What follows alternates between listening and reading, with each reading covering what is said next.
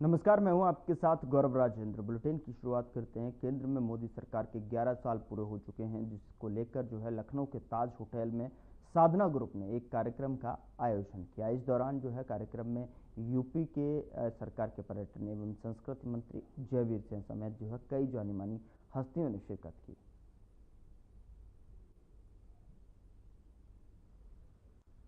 तो आज हम अपने कार्यक्रम की शुरुआत जो है वो शंखनाद से ही करेंगे।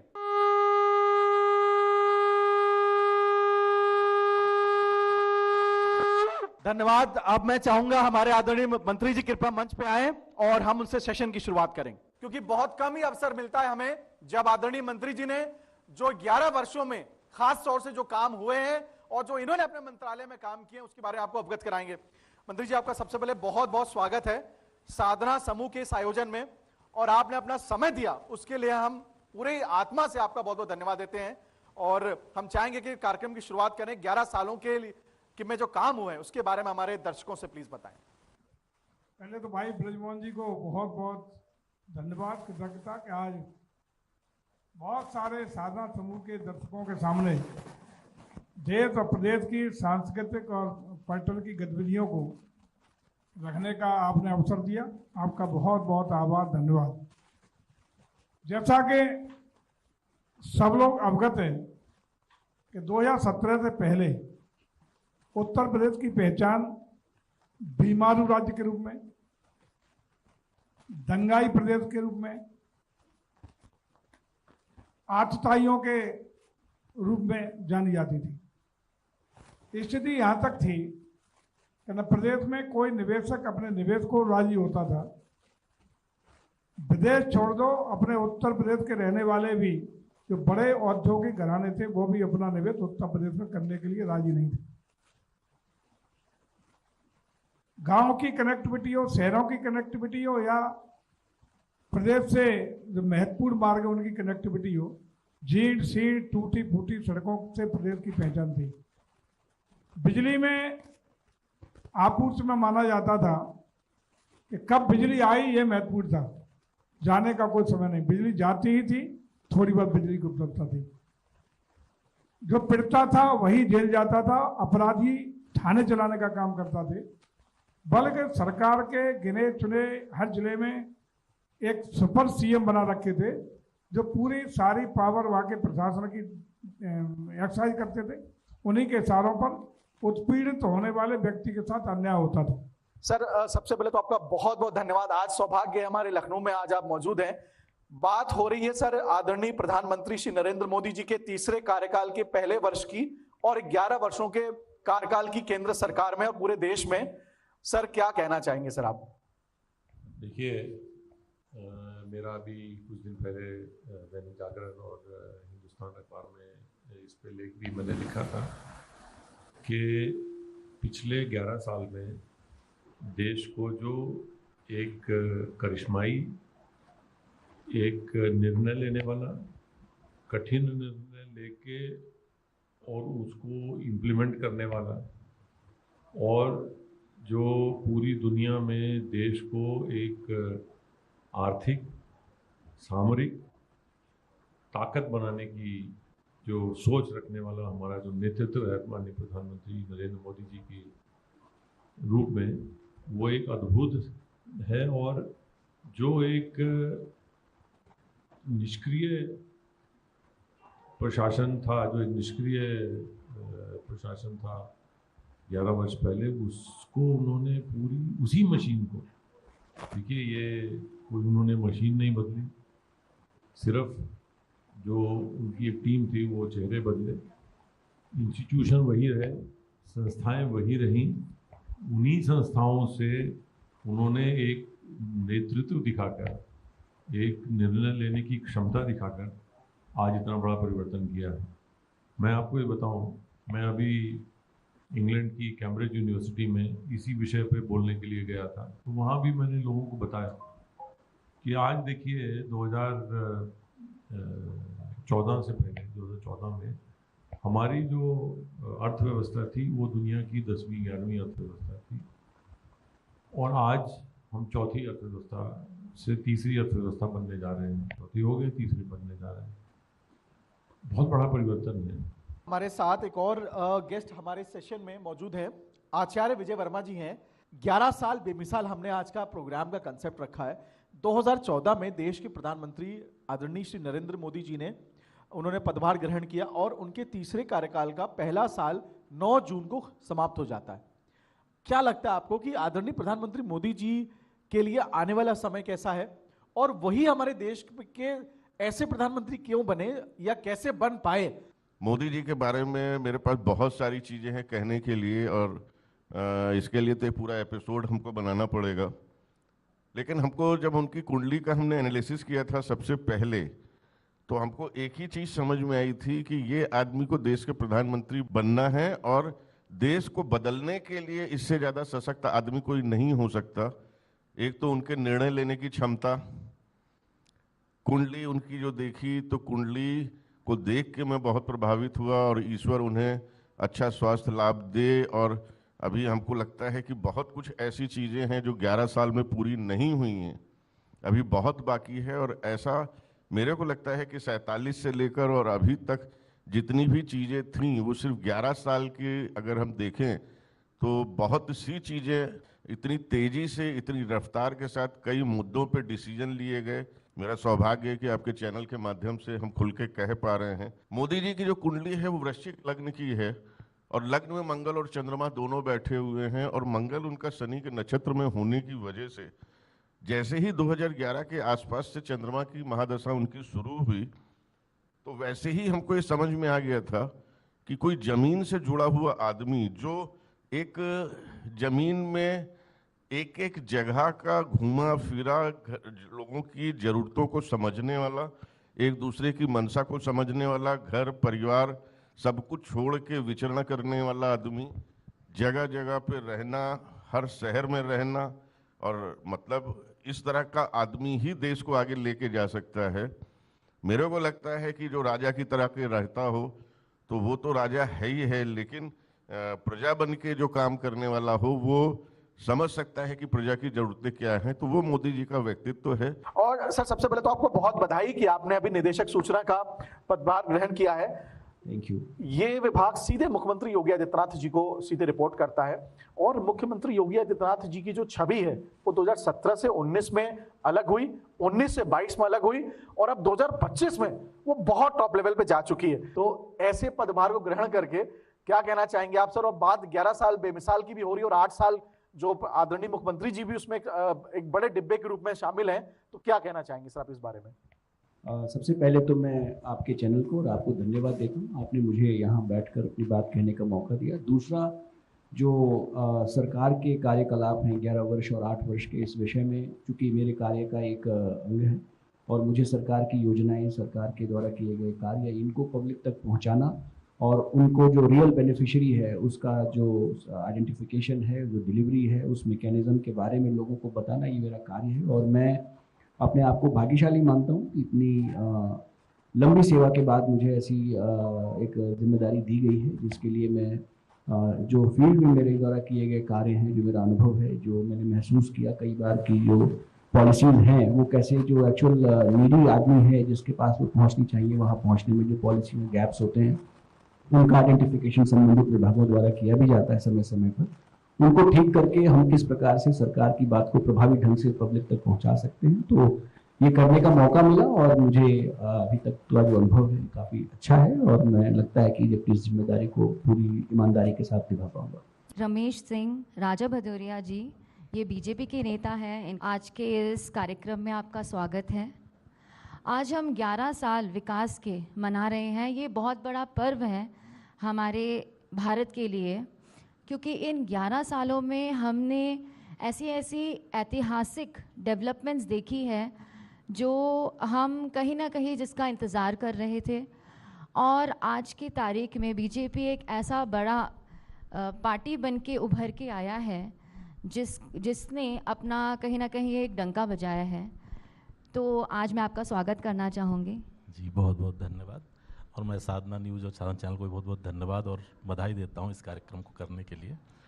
और भाजपा की जो बात आप कर रही हैं कि लोगों तक पहुंचने की बात, तो भाजपा अंत्योदय की सोच के साथ ही शुरू हुई थी और उसी पर लगातार कार्य कर रही है।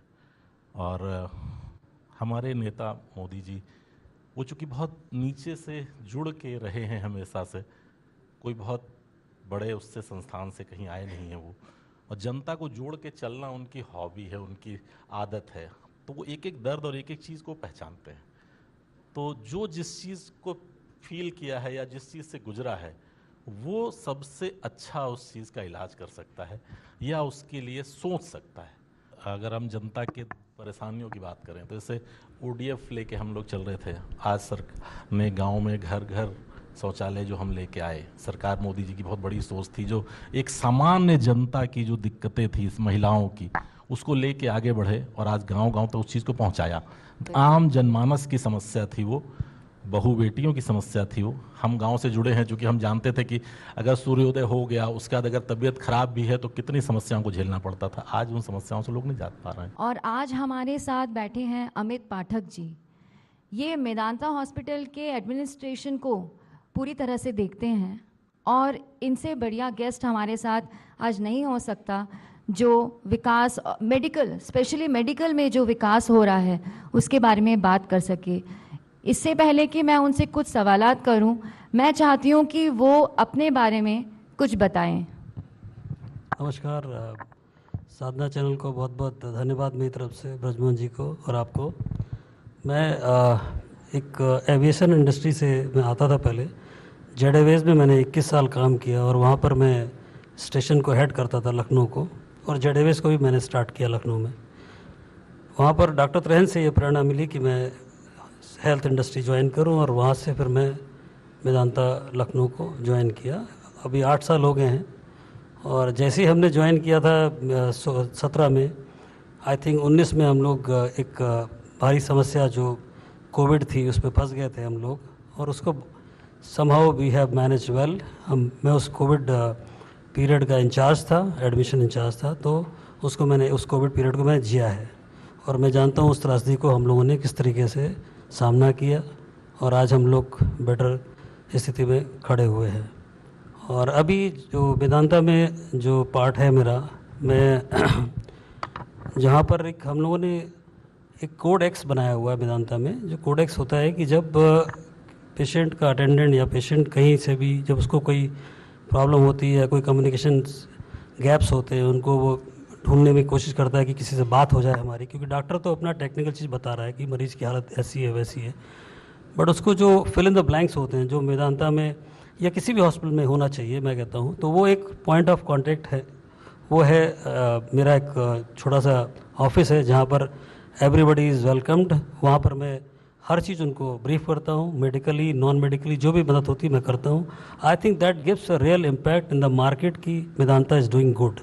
सो मुझे लगता है हर हॉस्पिटल में, चाहे वो गवर्नमेंट हॉस्पिटल हो चाहे प्राइवेट हॉस्पिटल हो, एक पॉइंट ऑफ कांटेक्ट होना चाहिए, एक रिसीविंग डेस्क होनी चाहिए, जहाँ पर जब भी मरीज़ आता है और जब मरीज़ जाता है, दोनों जगह पर उनको सही तरीके से वो touch point has to be well managed.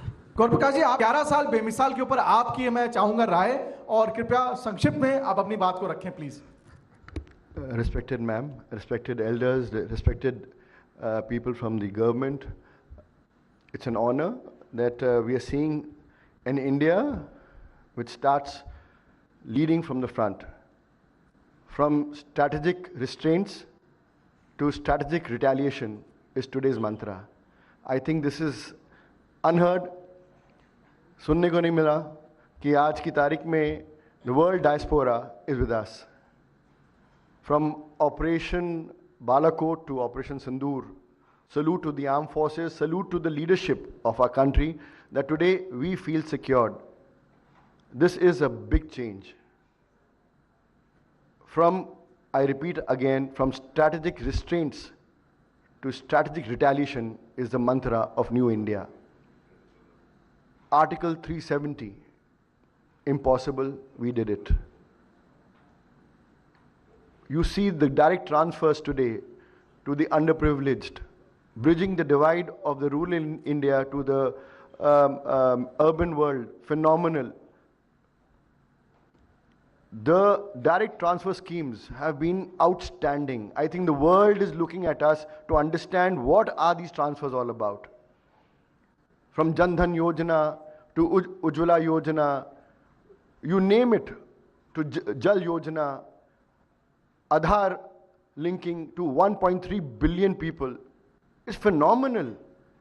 Your Ayushman cards, 5 lakh का आपको फ्री मुफ्त इलाज मिल रहा है. कहाँ सुनने को मिलता है ये सब चीज़ें इतने वास्ट पॉपुलेशन में. And today from 2014 where we were the 11th largest economy, we have reached to 4th largest economy, surpassing Japan. That's achievement. हमारे साथ ओमकार शंकर जी मौजूद हैं. ये एक बहुत ही धार्मिक आदमी हैं. आज आप हमारे साथ बैठे हैं तो मैं सबसे पहले इसी के बारे में आपसे बात करना चाहूँगी.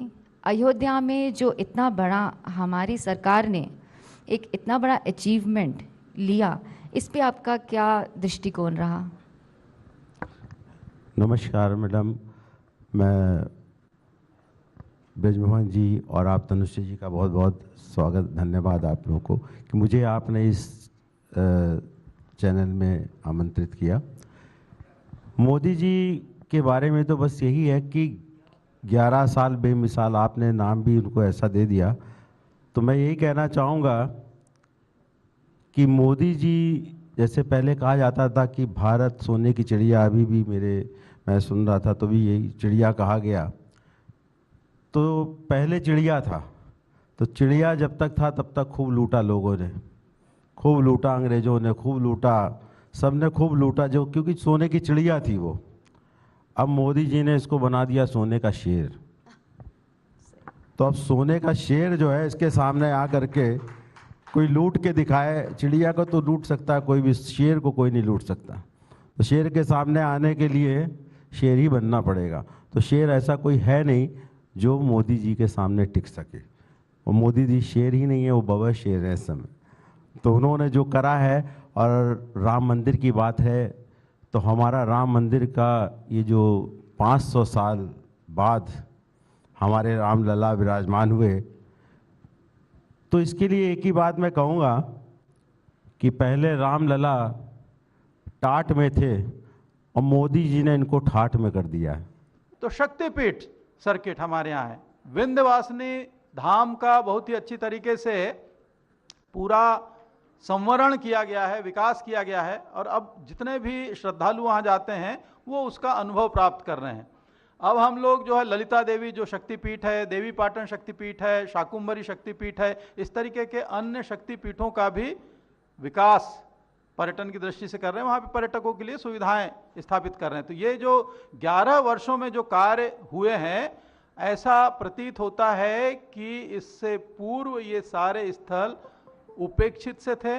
पर्यटकों की आवाजाही की दृष्टि से अगर देखें तो बहुत कम लोग यहाँ आते थे. 2017 से लेकर के अब तक के जो पर्यटकों की आमद में वृद्धि हुई है वह अप्रत्याशित है. जो उम्मीद भी नहीं कर सकते थे, इतने पर्यटक आने लगे. 65 करोड़ का आंकड़ा पार कर गया, जो 10-12 करोड़ तक रहता था. और लोगों को अचंभित होकर कहना पड़ रहा है कि गोवा से अधिक लोग अयोध्या आते हैं, वाराणसी आते हैं. अकेले जितने देश दुनिया के लोग वहां जाते हैं उससे कई गुना हमारे इन स्थलों पर आ रहे हैं. एक तो कोविड के बाद में प्रत्येक व्यक्ति के मन में अपने जीवन के प्रति जो उसकी उत्कंठा है और साथ ही साथ जीवन के प्रति जो उत्साह है, उसमें एक विशेष प्रकार का संचार हम देखते हैं. और इसी वजह से इन सब आध्यात्मिक स्थलों की ओर लोगों की आमद बढ़ी है.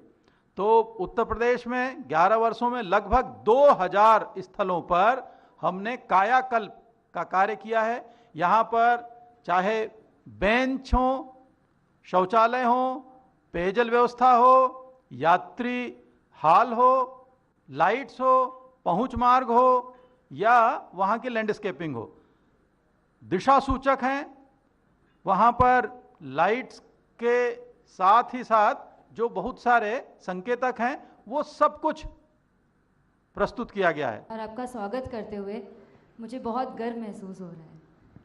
धन्यवाद।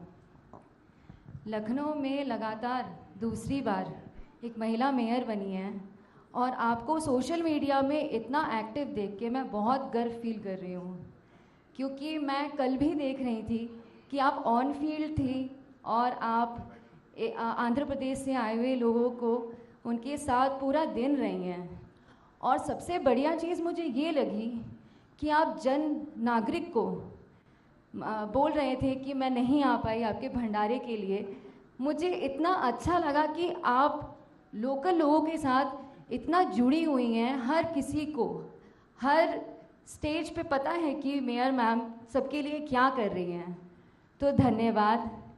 आप अपनी तरफ से बताइए कि यहाँ पे लखनऊ में जो ये प्रगति का इतना कार्य आप कर रही हैं, थोड़ा सा आप उसमें दृष्टिकोण अगर डाल सकती हैं तो। आप सभी को नमस्कार। मैं आज मुझे 2 साल पूरे हो गए हैं, मतलब हफ्ते भर पहले 3रा साल शुरू हो गया है। 2 साल का मैं अपना एक एक दिन का हिसाब मैं जनता को दे सकती हूँ। मैंने जब शपथ ली थी तो सबसे पहले मैंने ये ठाना था कि स्वच्छता अभियान चलाया जाए। हमारे प्रधानमंत्री जी, हमारे पूज्य योगी आदित्यनाथ मुख्यमंत्री जी सब चाहते हैं कि शहर स्वच्छ हो, तो स्वच्छता के लिए मैंने अपनी तरफ से भरपूर प्रयास किया है और मुझे लगता है लखनऊ की जनता बैठी है, स्वच्छता पे काफ़ी काम हुआ है। लखनऊ नगर निगम में पहले डीजल पेट्रोल से गाड़ियां चलती थी, 1250 ईवी गाड़ियां यहाँ लगा दी और 6 महीने के अंदर अंदर जो शेष गाड़ियां बची है 400-500 वो भी समाप्त हो जाएंगे। सिर्फ यहाँ इलेक्ट्रिक व्हीकल ही चलेंगे, जिससे प्रदूषण में भी कमी आएगी। दूसरा, सदियों से जो कल आंध्र प्रदेश के मंत्री जी आए, आंध्र प्रदेश के मुख्यमंत्री जी ने स्पेशल लखनऊ भेजा और उससे पहले ब्राज़ील सरकार के भी प्रतिनिधित्व यहाँ आए थे। सिबरी एक गांव है जो सरोजनी नगर विधानसभा में है। उस गांव में 4-5 दशक से कूड़ा डंप हो रहा था। कोई विकल्प नहीं था कि हम कूड़े को यहाँ से सफाई हटाएं या कैसे करें। लंबे बड़े बड़े पहाड़ बन गए थे और जब कभी बारिश होती थी उन पहाड़ों में पानी गिरता था, कूड़ा सड़ता था, लीचड़ पैदा होता था। आसपास खेती भी है, वो अगर उस आसपास की खेती से सब्जी अगर मेरे किचन में आ रही है तो मेरे किचन में जहर आ रहा है। फिलहाल बुलेटिन में इतना ही। नमस्कार।